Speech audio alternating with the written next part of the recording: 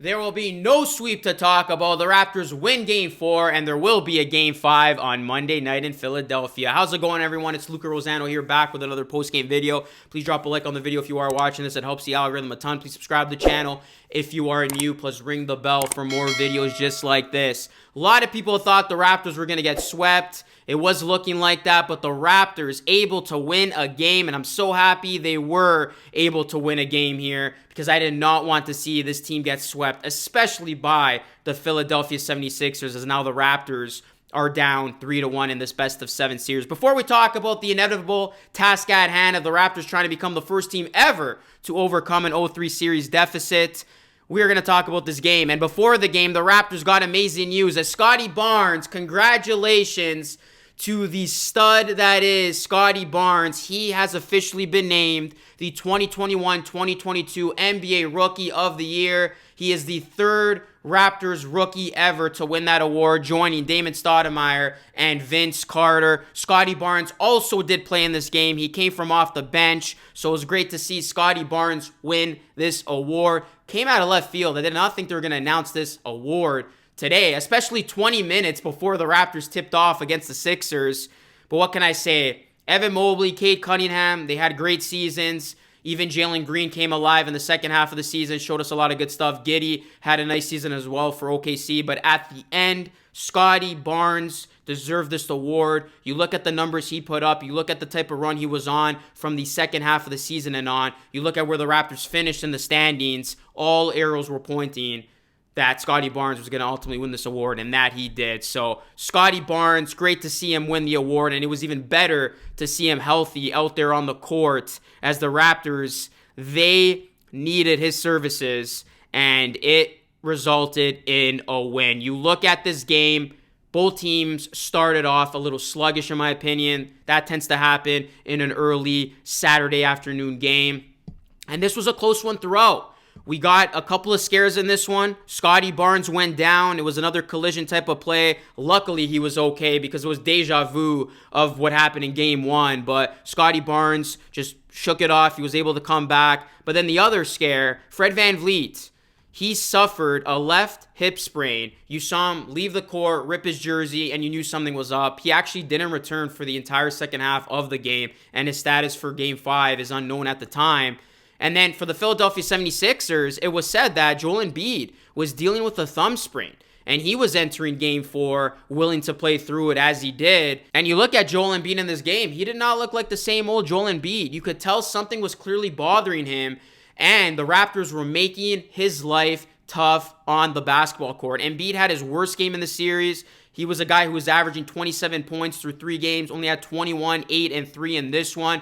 Raptors were contesting him. Nick Nurse throwing multiple defenders at him, forcing his hand, making him look very uncomfortable at times. And Embiid, you could tell he was getting flustered. He had an altercation with Siakam where Siakam didn't react, and that resulted in a technical foul on Embiid when after the Raptors called the timeout, Embiid checked Siakam. And then he went at OG, and OG, he wanted all the smoke. OG's like, get the, F out of here. Something along those lines. But Embiid was clearly not himself in this one, and the Raptors were doing a good job of getting under his skin, checking the MVP candidate. And you look at the Toronto Raptors, this was a game that once again came down to the fourth quarter. This was a nitty-gritty back-and-forth game, but then in the fourth quarter, the Raptors had one of their best quarters of this entire series, especially defensively. They limited Philadelphia as the Sixers did not have a bucket, did not have a field goal in about 5 minutes. The Raptors making life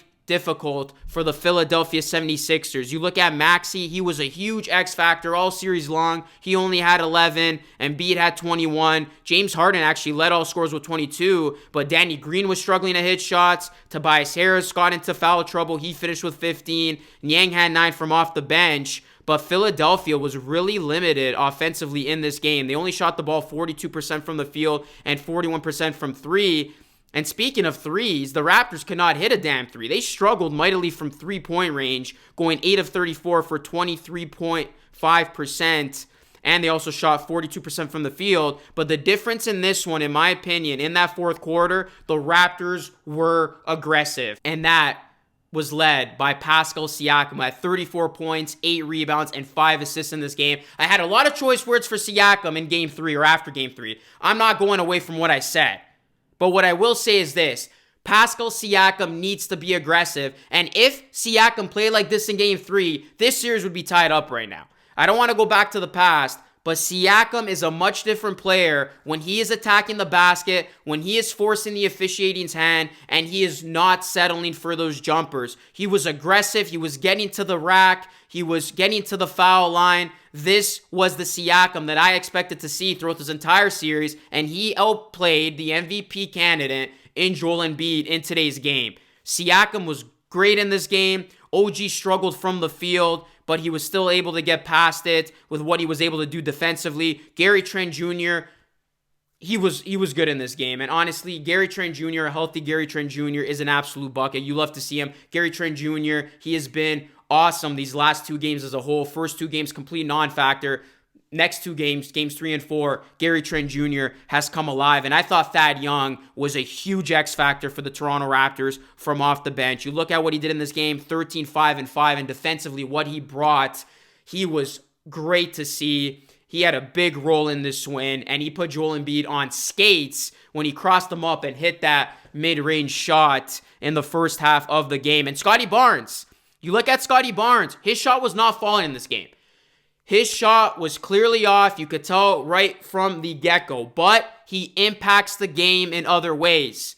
With his defense, rebounding the basketball, he had 11. Facilitating, getting guys involved. Scottie Barnes out there is such a big impact for this Raptors team. And even if he's not shooting the ball well like he didn't in this game, he was still able to make game-winning plays, and he had so much of this Raptors team. So just having Scottie out there was a major win for the Toronto Raptors. Chris Boucher chipped in with 9, and the Raptors close this one out in the fourth quarter, as there will be a Game 5 on Monday night. So I'm just happy the Raptors looked good in this game. They fought hard. They did not give up. They bent, but they did not break. Sixers had cut the lead on a couple of occasions, but the Raptors did a good job of really keeping this game in front of them, and they did not squander the lead. They are able to live to see another day, and that they will. Now let's talk about the big elephant in the room. Okay, Luka, they win a game.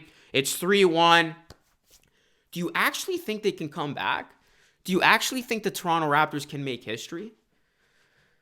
I'm going to say a couple of things here.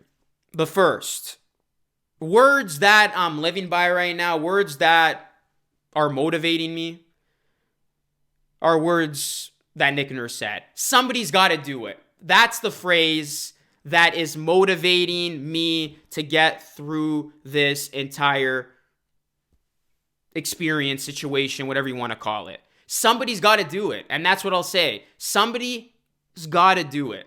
There's been so much talk about it. It's been done in the NHL. It's been done in Major League Baseball. It's never been done in the NBA. Eventually, things are meant to be broken.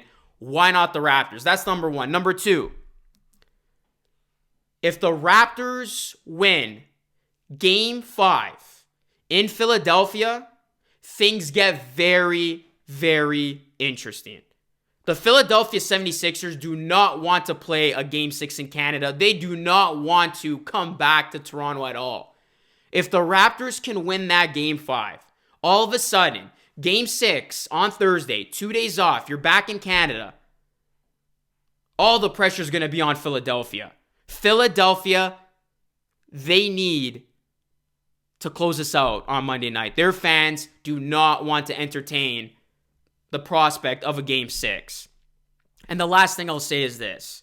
If there's one coach who could blow the first ever 0-3 lead in NBA history, it's Doc Rivers. We've seen him blow multiple 3-1 leads, and right now it's 3-1. And this is a guy who he knows deep down, I better close this one out. Because if the Raptors get another win, that's going to put a lot of pressure. And the more this series goes on, the more that favors the Toronto Raptors. So, personally, I'm not saying it's going to happen. I'm not. That's a tough stretch. I mean, to come back from 0-3 down, it's never happened before. That's tough. But there's a chance. And if the Toronto Raptors can win on Monday night, that door, it's open. Right now, it's like a little bit open. But if they win Monday night, that door is open for the Raptors to have a chance at NBA history. That is my take on what the Raptors are dealing with right now. The Raptors are in an interesting spot. They're not a terrible team. Usually terrible teams get swept when they go down 0-3. They're actually a very good team. And this is a team that they've had guys out, it seems, all series long. This was the first game in that first half where the Raptors had everybody back. Gary Trent Jr. feeling well. Fred VanVleet was out there before he left the game. Scotty Barnes was out there. Thad Young was out there. So if the Raptors can be healthy for Monday night, we don't know Fred's status yet. That's going to be a huge what if too. But if the Raptors are fully healthy for Monday and they get that win, they have a shot, in my opinion. It's going to be awfully tough. To beat a team 4 straight times in a series, the other team has to have a monumental collapse. The other coach has to be outclassed. But hey, like Nick Nurse said, somebody's got to do it. And again, the longer the series goes, the more interesting it gets. So Monday night, that will be the game that will determine a whole lot. Either Philly comes out with a convincing win, they end this thing, or Raptors stay alive again, and then all of a sudden, we're back here on Thursday night in Canada with a Game 6 hanging in the balance. We'll see what happens, but I don't want to get too ahead of myself. I'm just happy the Raptors won a game. It was a hell of a game. It was an entertaining game. These last two have been great in Toronto. What was your reaction to the game? What chance would you give the Raptors of possibly coming back and completing NBA history? If you had to give it a percentage, let me know in the comment section down below, and we'll see what happens. I'm just glad we get another game. Basketball continues for the Toronto Raptors, and we'll see what happens. We'll see what happens. You play, and you never know. You just never know. So that's it for me, guys. As always, thank you so much for watching. Drop a like on the video. Subscribe to the channel if you are new. Plus, ring the bell. Go and follow me on social media.